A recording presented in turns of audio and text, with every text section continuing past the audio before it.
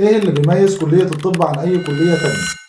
الحقيقة انا بشوف ان اللي بيميز كلية الطب مش انها صعبة مثلا، ولا انك مش هتعرف تعدي فيها، ولا الكلام ده كله. كلية الطب انا بشوف انها زي اي كلية عادية ممكن تنجح فيها بمذاكرة ساعة واحدة في اليوم عادي جدا، مع بعض الشتات وبعض الاسئلة اللي بتنزل في اخر الموديول هتنجح وهتعدي مفيش مشكلة. ولكن الحقيقة انا بشوف اللي بيميزها حاجات كتير تانية اهم بكتير من موضوع النجاح ده. اول حاجة ان التقدير العالي في كلية الطب هو اجباري مش اختياري. بمعنى يعني مثلا في اي كلية تانية هتلاقي الدفعة مقسمة قسمين، قسم كبير ودول الغالبيه اللي هم مش في دماغهم عايزين ينجحوا خلاص، والقسم الثاني اللي هم القله القليله اللي هم عايزين يرتبوا ويتعينوا في الجامعه وكده. ولكن في كليه الطب ما فيش الكلام ده، انت حرفيا محتاج كل درجه من ساعه ما تدخل الكليه دي لحد ما تخرج منها، لان كل حاجه بعد تخرجك هي معتمده على مجموعك الكلي اللي انت هتجيبه. يعني انت بعد ما تخلص كليتك هتتحط في تنسيق مع كل طلبه كليات الطب على مستوى الجمهوريه عشان تعرف التخصص بتاعك. فما فيش الكلام ده بتاع اي كليه ثانيه اللي هو لا اما هطلع من الاوائل لا اما هنجح وخلاص. لا، انت كل درجه محتاجها، ال100 مش زي ال200 مش زي ال300 وهكذا. تاني حاجه، المعلومات اللي انت بتاخدها في الكليه هي مهمه جدا في الحياه العمليه. اي نعم في فجوه طبعا ما بين الدراسه الاكاديميه في كليه الطب وما بين التطبيق العملي، وخصوصا طبعا في الدول العربيه، ولكن مهما كان لازم يبقى عندك على الاقل المعلومات الاساسيه في كل برانش من برانشات الطب. اما في كليات تانية كتير المعلومات اللي فيها ملهاش اي علاقه بالحياه العمليه، انت بتدرس حاجه وبتشتغل حاجه تانية خالص حرفيا.